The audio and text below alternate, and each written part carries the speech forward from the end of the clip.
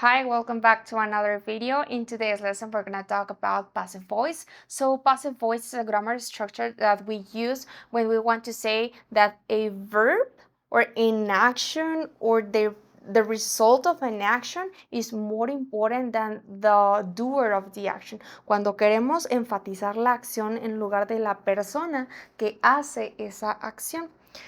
So in English, we often want to talk about actions and the result rather than the person or thing that does the action. This is especially true in news reports. Esto usualmente se utiliza en las noticias, en reportes de noticias or in formal writing.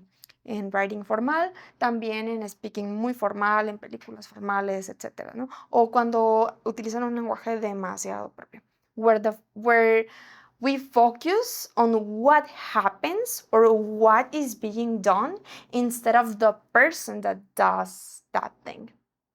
Entonces, para el passive voice, pues tenemos que saber primero qué es un active voice. El active voice tú lo has visto toda la vida. Por ejemplo, que pongas primero el sujeto, luego el verbo y el complemento. People recycle plastic. Las personas reciclan plástico. Listo. En passive, tú quieres, primero que nada, enfatizar qué es reciclado. Plastic is recycled. Entonces, esta es la forma gramatical. Primero pones qué es reciclado, qué es bebido, qué es hablado, qué es llevado, qué es lo que sea. Y después pones el verbo be y ya el verbo en pasado participio. Bueno, in passive, the action recycling and the object plastic are more important than the subject people. Vamos a hacer un pequeño hincapié. Nosotros toda la vida hemos visto esta estructura.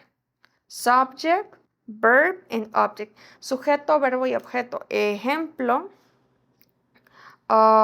Rose washes dishes.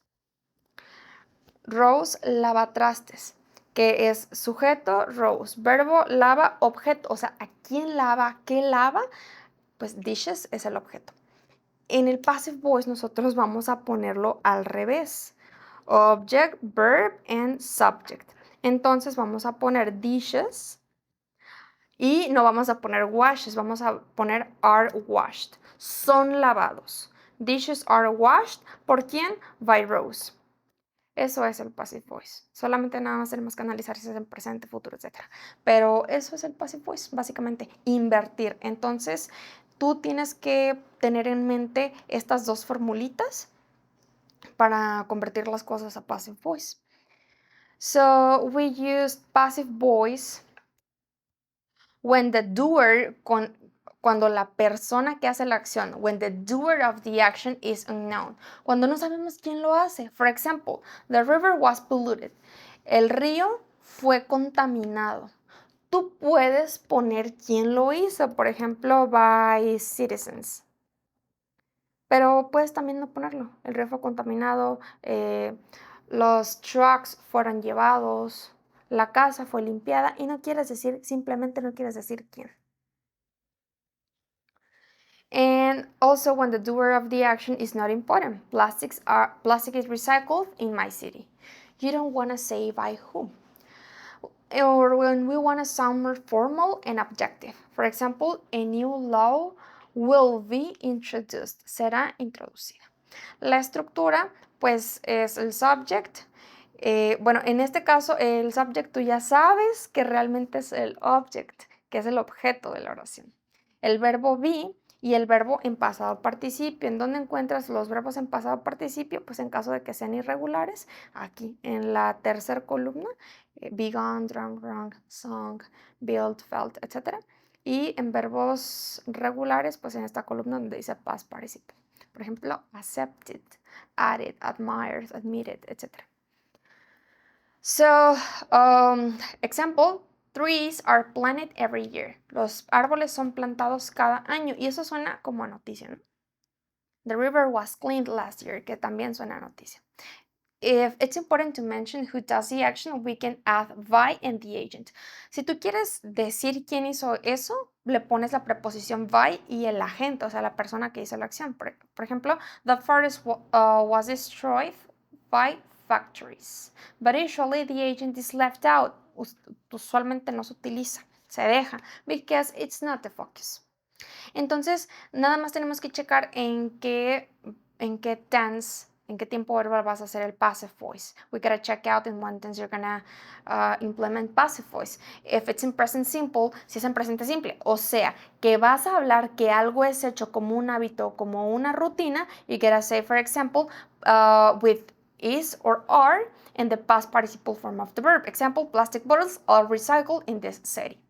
If it's in past simple, si tú quieres decir que fueron recicladas, fueron rescatadas, fueron bebidas, you gotta use was or were and the verb in past participle. The beach was cleaned last weekend.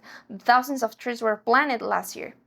Si quieres decir que algo será protegido, algo será construido, algo será reducido, algo será publicado, pasado participio, utilizas la forma en futuro del verbo be, que sería will be. A new law will be passed next year. The forest will be protected by the government. More wind farms will be built soon, or plastic waste will be reduced with new rules, etc.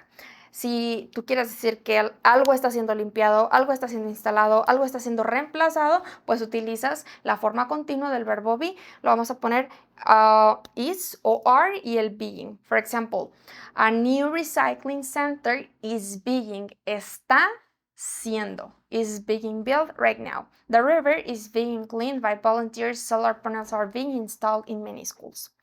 Si quieres decir que algo estaba siendo reciclado, plantado, construido, vamos a utilizar la forma en pasado simple del verbo be, que sería was o were. Entonces, the forest was being, estaba siendo destroyed by a fire. The river was being polluted by factories in the 1990s.